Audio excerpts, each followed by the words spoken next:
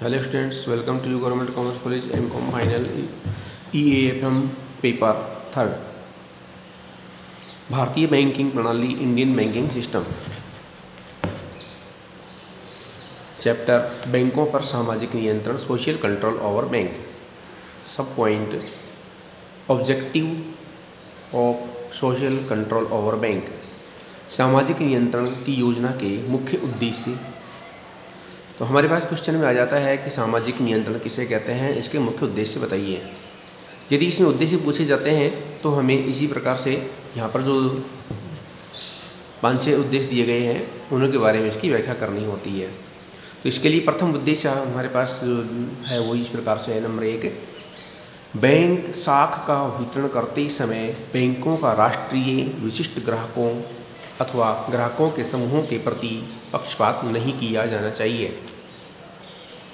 Bank साख का वितरण राष्ट्रीय हितों तथा योजनाओं में निर्धारित प्राथमिकताओं के अनुरूप होना चाहिए। जो RBI डिसाइडेड करता है उसी के अकॉर्डिंग सभी ऋणों के वितरण की प्राथमिकता होनी चाहिए। नंबर 2, देश के प्राथमिक क्षेत्रों जैसे कृषि, लघु उद्योग तथा निर्यात व्यापार एवं समाज के उपेक्षित वर्गों जैसे कि फुटकर एवं छोटे व्यापारियों, विद्यार्थियों, व्यवसायियों एवं स्वयं नियोजित व्यक्तियों को अधिक साख उपलब्ध कराई जा सके। नंबर 3, बैंकों द्वारा बैंक रहित क्षेत्रों, विशेषाधिकार ग्रामीण और अर्ध शहरी क्षेत्रों में अधिक शाखाएं खोली जानी चाहिए ताकि देश में संतुलित रूप से बैंकिंग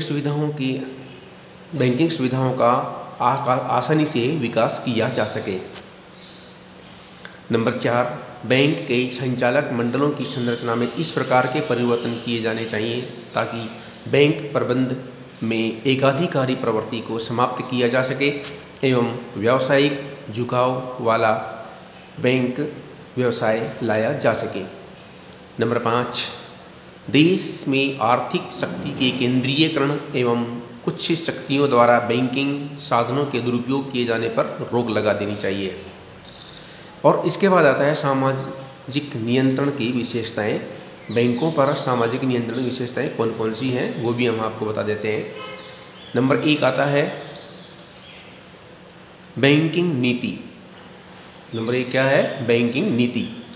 सामाजिक नियंत्रण योजना के अंतर्गत बैंकों से संबंधित सभी कानूनों, रिजर्व बैंक अधिनियम, बैंकिंग नियमन अधिनियम आदि में संशोधन किए गए हैं। एक संशोधन के अनुसार इन कानूनों में जहां भी जमाकर्ताओं के हित में शब्द थे उनके स्थान पर बैंकिंग नीति के हित में लिख दिए गए हैं। इस प्रकार भारत में सरकार द्वारा पहली बार बैंकिंग नीति को महत्व दिया गया है। इससे पहले उपभोक्ताओं को महत्व दिया जाता था। वास्तव में बैंकिंग नीति में सामाजिक नियंत्रण के उद्देश्यों को ही सम्मिलित किया जाना चाहिए और सरकार ने समाज के व्यापक हित को ही ध्यान में रखकर सामाजिक नियंत्रण का उद्देश्य माना है। नंबर 2, साख नियोजन, क्रेडिट प्लानिंग।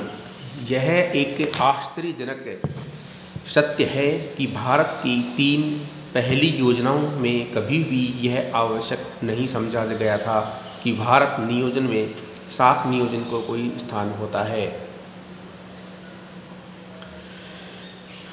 किंतु सामाजिक नियंत्रण और योजना के अंतर्गत भारत सरकार ने राष्ट्रीय साख परिषद, नेशनल क्रेडिट काउंसिल की नियुक्ति की, जिसके अध्यक्ष भारत के तत्कालीन वित्त मंत्री जो होते हैं उस वक्त मोरारजी देसाई थे और 24 अन्य क्षेत्रों के अनुभवी सदस्य थे।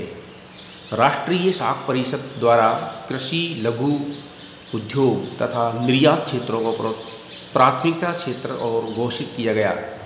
अतः बैंकों द्वारा इन क्षेत्रों में अधिक धन विनियोग करने के प्रयत्न प्रारंभ किए गए। नंबर 5 आता है आर्थिक सत्ता का विकेंद्रीकरण। भारतीय बैंकों पर एक आरोप यह लगाया गया है कि उनका संचालन बड़े बड़े उद्योगपतियों के हाथ में था।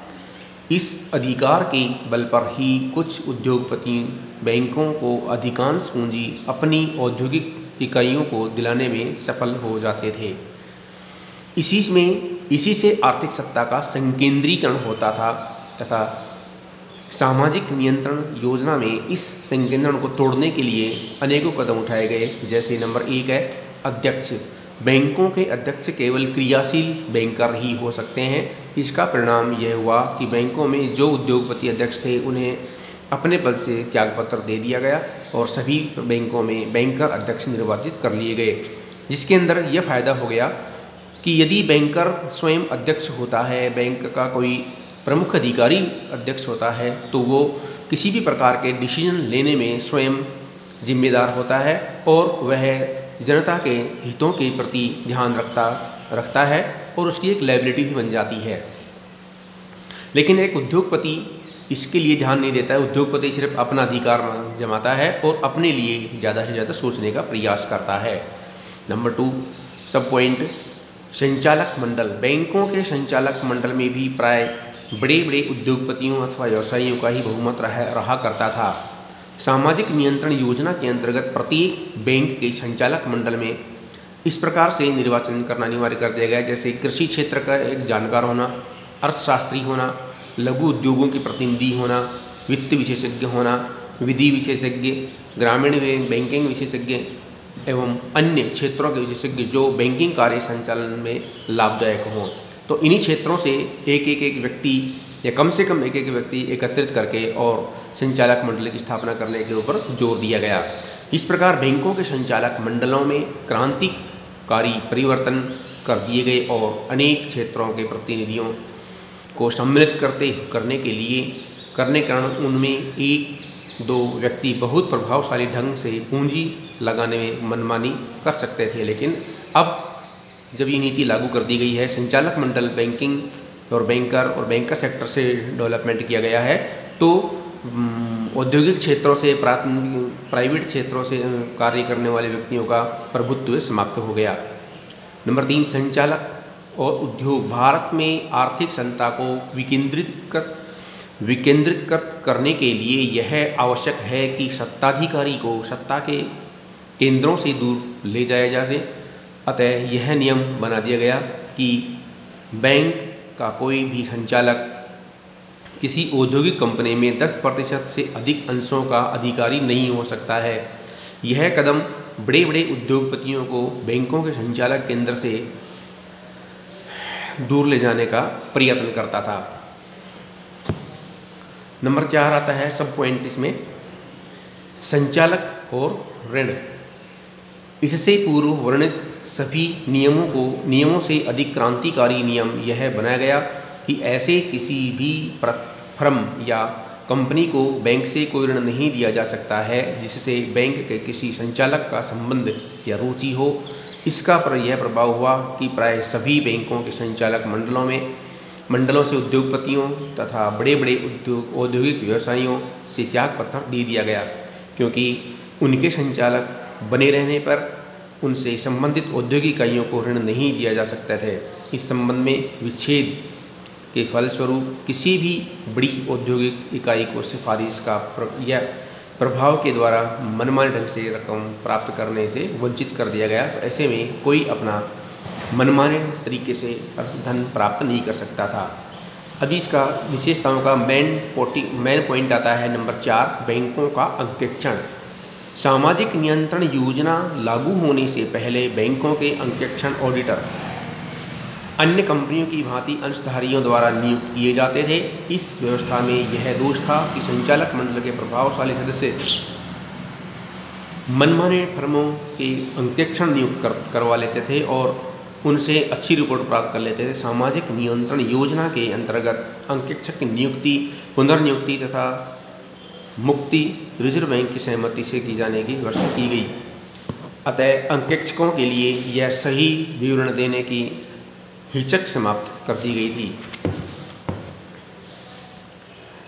सामाजिक नियंत्रण योजना में रिजर्व बैंक को यह अधिकार भी दिया गया है कि यह किसी भी बैंक का विशेष अंकेक्षण करवा सकता है। इससे यदि कोई बैंक अनुचित कार्य करता है तो विशेष संकेक्षण से वह प्रकाश में आया जा सकता है।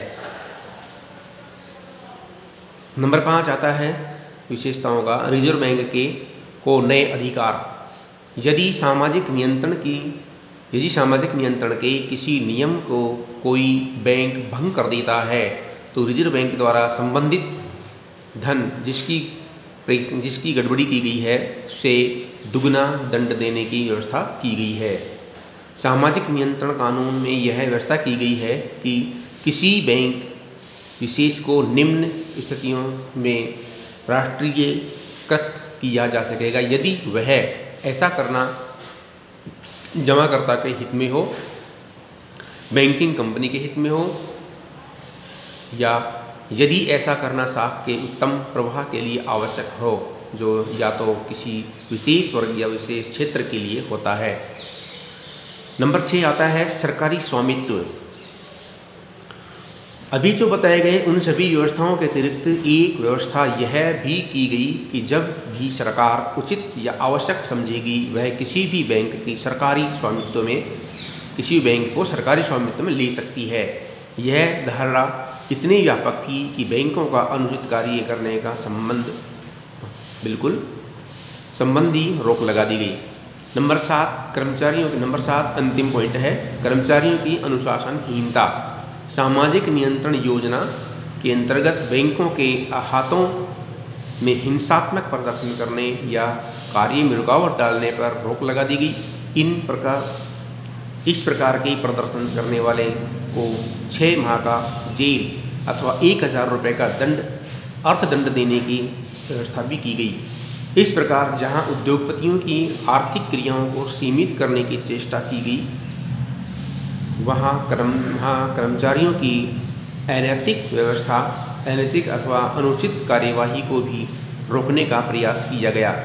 किसी भी सामाजिक नियंत्रण कानून में सामान्य और कानूनी मजदूर संघ को गतिविधियों पर प्रतिबंध नहीं लगाया गया। तो ये था हमारा सामाजिक नियंत्रण की योजनाओं की विशेषताएं और उसके उद्देश्य। धन्यवाद।